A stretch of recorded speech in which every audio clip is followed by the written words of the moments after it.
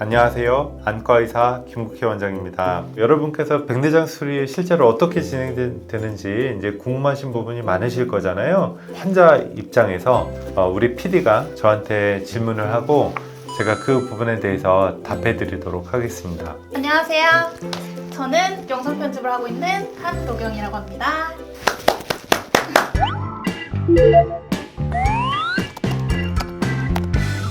이거는 이제 원형 전낭절개 수술이라고 하는 건데 수정체 낭의 앞면을 캡슐을 이제 따는 과정이고요. 근데 이거 만약에 동그랗게 못 따면 어떡해요? 동그랗게 못 따면은 낭이 수축하는 과정에서 그 렌즈가 이제 중심 이탈을 한다든가 또 이제 심하게 원시가 생긴다든가 이제 굴절 이상이 생기는 원인이 되기도 하거든요. 동그란 모양으로 이쁘게 하는 것도 이제 수술의 되게 중요한 부분이거든요. 경험하고 노하우가 있어야 되고 이제 환자 눈에 따라 또 다르기 때문에 그래서 이제 백내장 수술도 경험이 많은 경험이 선생님한테 많은? 받으셔야 좋을 것 같습니다. 근데 이렇게 동그랗게 자르는 거는 어릴 때는 못 하잖아요. 의대생일 때는. 그때는 어떻게 연습해요? 돼지눈 같은 걸로도 연습을 하고요. 이게 이제 처음에 경험이 없을 때는 적절한 크기하고 동그랗게 만드는 게 쉽지가 않기 때문에 그리고 각막 표면에 도장 찍듯이 동그랗게 잉크를 찍는 방법도 있거든요. 그래서 이제 잉크를 찍고 그거에 맞춰서 천천히 원형 절개를 하는 방법도 있고 저희 병원에서는 베리온이라고 하는 장비를 이용해서 수술할 때 현미경에 실시간으로 저 동그라미가 나옵니다. 적절한 위치와 크기를 다 정해주거든요. 저는 수술할 때 그거 보면서 하면 돼요. 그 오차가 생길 가능성이 훨씬 낮아졌죠. 안과 장비도 정말 발전을 많이 했고 좋은 장비를 갖고 있는 병원을 찾으시는 것도 정말 중요한 것 같아요. 혹시 그 병원이 어딘가요? 알파서울안과 수정체 내용물하고 캡슐이 붙어 있으니까 물을 싸서 그 안에 물을 통과시켜서 캡슐에서 이 수정체 덩어리가 이제 떠오르게 하는 걸 분리를 시키는 거거든요. 수정체를 이제 쪼개는 거를 이제 진행하고 있습니다.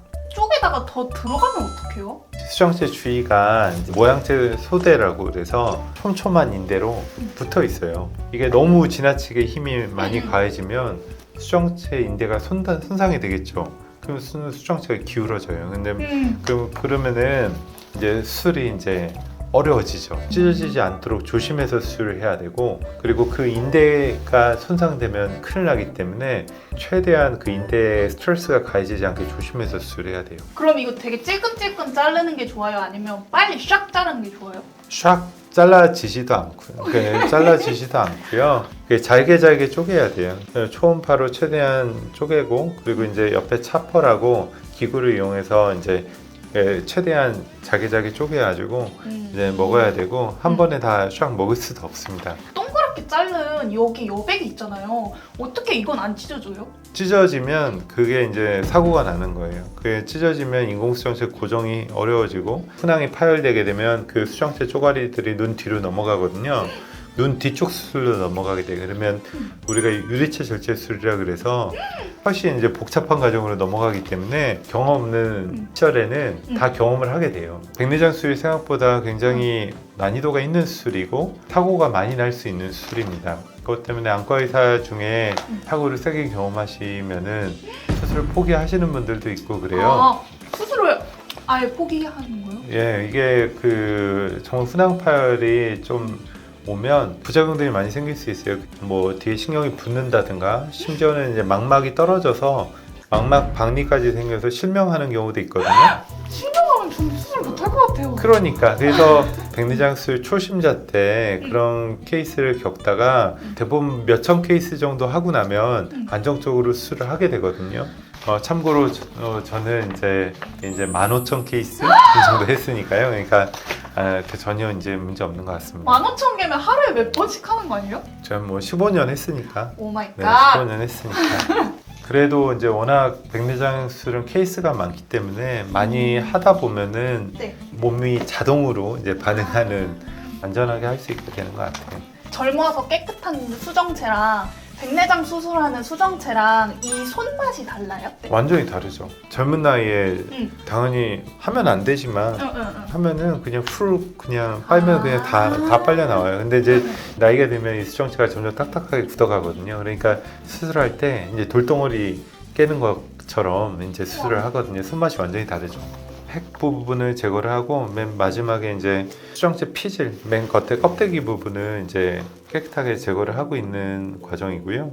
남은 피질 찌꺼기가 이제 붙어 있는 부분을 이제 폴리싱을 한다라고 하는데 깨끗하게 다 걷어내고 있습니다. 청소 좋아하세요?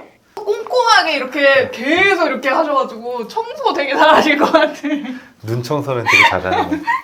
수정체 주머니 안에 인공수정체가 들어가는 거고, 이 주머니 안에 이제 인공수정체가 정확하게 센터에 잘 위치하도록 이제 고정을 하는 과정이고요. 이렇게 하다가 만약에 렌즈에 스크래치가 나거나 그러진 않아요? 아까 렌즈 보면 응. 렌즈가 이게 말려 있다가 안에 펴지잖아요. 네. 이런 것처럼 얘가 이제 탄성이 있어요. 그래서 저 정도로 기스가 나진 않고요. 조금 펴도 얘가 다시 원래대로 다 돌아오거든요. 눈 안에 공간을 만들기 위해서 채워놓았던 점탑 물질을 제거를 하고 깨끗하게 제거를 하고 마무리하는 거거든요. 이거 팔은 어떻게 고정해요? 얘네들이 다 팔이 있더라고요. 좀 얇잖아요. 어떻게 고정이 돼요? 시간이 지나면 이 전낭이랑 후낭이 이렇게 유착이 돼요. 팔을 딱 잡아주는 거예요. 이 완전히 고정이 되기까지 인공수정체가 떨리는 느낌이 들 수 있거든요. 그게 자연스러운 거예요. 아직 완전히 유착이 안 됐기 때문에 눈을 움직이면 렌즈가 눈 안에 흔들릴 수 있거든요. 근데 이제 시간이 지나면서 이게 유착이 되면서 그런 현상이 없어지죠. 보통 일주일만 지나도 없어져요. 근데 보통 렌즈는 끼면 어느 정도 끼고 나서 씻어줘야 되잖아요. 근데 이게 아무리 안에 있다고 해도 뭔가 이 눈에서 이물질 같은 게 뭔가 붙어서 렌즈가 막 혼탁해지거나 이런 건 없어요? 후발 백내장이라고 하는데 캡슐 안에 인공수정체가 있는데요. 캡슐이 이제 시간 지나면 때가 낄 수 있거든요. 그걸 우리가 후발 백내장이라고 하고 절개하는 과정 없이 간단하게 레이저로 이 뒤에 있는 캡슐을 제거를 해주게 돼요. 이제 인공수정체 뒤에 아무것도 없으니까 더 이상 때가 낄 수 없는 거죠. 이 인공수정체 자체는 그야말로 인공물이기 때문에 노화가 없어요. 치아에 넣는 임플란트라든가 인공관절 같은 경우는 이제 사용하다 보면 마모가 되잖아요. 맞아요. 마모가 되니까 뭐 10년, 15년 지나면 뭐 다시 흔들리게 되고 필요하면 교체를 해야 되거나 그런 일이 생길 수 있지만 눈 안에 들어간 인공수정체는 뭐 마모가 되거나 닳거나 이런 과정이 없거든요. 한번 수술 잘 해놓으시면 평생 큰 문제 없이 사용하실 수 있습니다. 30년, 40년도 쓸 수 있어요? 아무 문제 없습니다. 수술할 때 이 불만 보라고 하시잖아요. 기구 들어오고 이런 건 안 보여요? 보이죠? 네, 수술할 때 기본적으로 점압 마취를 하거든요. 그냥 네. 마취 안약만 놓고 수술을 해요. 그렇게 해도 뭐 수술 중에 아프거나 그런 거는 거의 없습니다. 그 수술 시간은 10분 정도 걸리고 현미경을 보게 되는데 네. 현미경 불빛이 이제 여러 개 있는데 그 중에 어딜 보시라고 말씀드리면 그것만 따라 보시면 전혀 문제 없이 편안하게 수술 진행하실 수 있거든요.